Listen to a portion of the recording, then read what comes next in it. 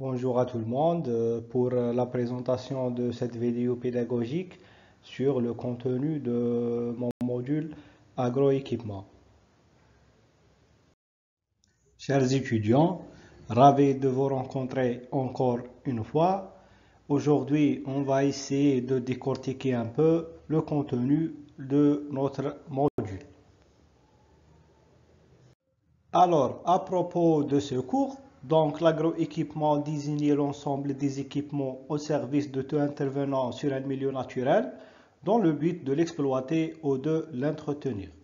Il regroupe ainsi le machinisme agricole. Donc, le cours est subdivisé en 5 principaux chapitres. Chaque partie est abordée à travers des séquences pédagogiques distinctes permettant l'assimilation des concepts tracés. Commençons par l'introduction générale. Donc, il existe un grand nombre de spécificités liées à la diversité de ce monde, comme les tracteurs, les charrues, les semoirs, les distributeurs d'engrais, les pulvérisateurs, les moissonneuses-batteuses, viennent à l'esprit en pensant au blé et aux autres céréales. Cependant, il faut aussi penser à l'herbe, aux tubercules, à la vigne, aux fruits et légumes, aux arbres, et tous les élevages comme les bovins, les ovins, les caprins, et aussi aux parcs et jardins de notre quotidien. L'agroéquipement ne s'arrête pas à la récolte, donc il inclut aussi les matériels de stockage, de tri, de conditionnement. Et donc désormais tous les systèmes de contrôle comme les robots et les automatismes pilotés par l'électronique et les systèmes de GPS. Par rapport aux chapitres principaux de ce module, en commençant par le premier chapitre qui porte sur les tracteurs agricoles. Donc ce chapitre a des objectifs spécifiques, sont les suivants. Donc prendre un aperçu général sur les tracteurs agricoles, comprendre les mécanismes du tracteur, comprendre les techniques de physique du tracteur agricole. La suite du premier chapitre porte sur l'embrayage, la boîte à vitesse, le pont différentiel et les performances de traction des tracteurs agricoles.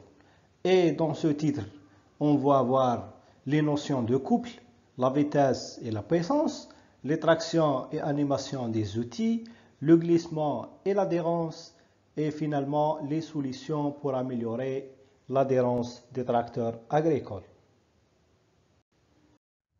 Passons au deuxième chapitre qui porte sur le travail du sol. Alors, le rôle essentiel du travail du sol est d'obtenir un état du sol favorable à la mise en place des cultures et à leur développement racinaire. Il permet l'entretien du sol et la réorganisation de sa structure en vue d'accueillir une nouvelle culture dans les meilleures conditions agronomiques et économiques. Donc, on va voir dans ce chapitre les objectifs des opérations de préparation du sol. On va voir aussi donc la théorie de labour et on va voir finalement donc les réglages nécessaires de la charrue comportent la profondeur, le talonnage, l'aplomb et la largeur de travail du premier cours travaillant de la charrue. Passons au troisième chapitre de ce cours qui porte sur le semis et la plantation. Dans cette partie, donc, on traite essentiellement la notion de divers types de travail du sol et les techniques culturales, à savoir le labour, le pseudo-labour, les façons superficielles et aussi le travail minimum et finalement le semi-direct.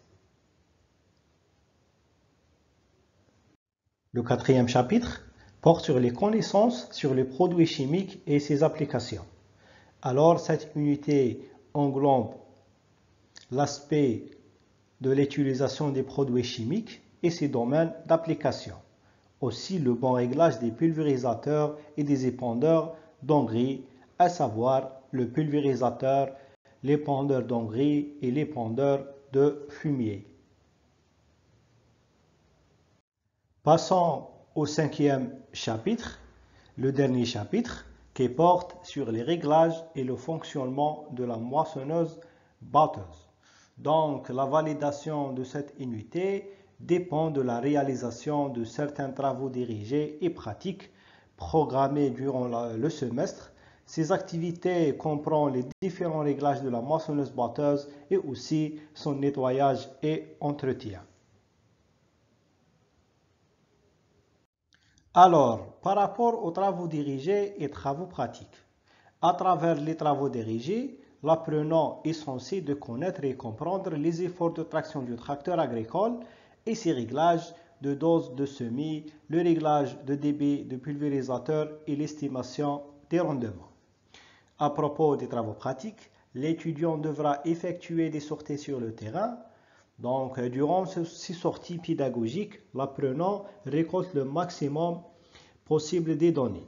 Donc, les connaissances sur le tracteur agricole, ses réglages, les réglages de la charrue, faire des essais à poste fixe du semoir et planteuse de la pomme de terre, essais à poste fixe du pulvérisateur, les essais à poste fixe de l'épandeur d'engrais et les réglages nécessaires de la moissonneuse-batteuse et la rédaction d'un rapport.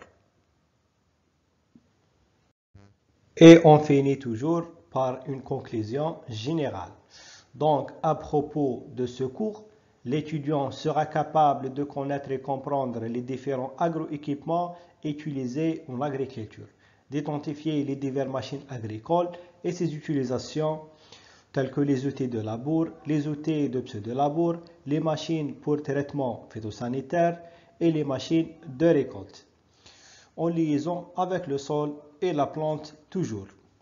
Le deuxième objectif est donc pouvoir d'élaborer les réglages nécessaires des machines agricoles pour optimiser les rendements, donc tels que les réglages des charrues, les réglages de la dose de semis et les réglages de la moissonneuse batteuse.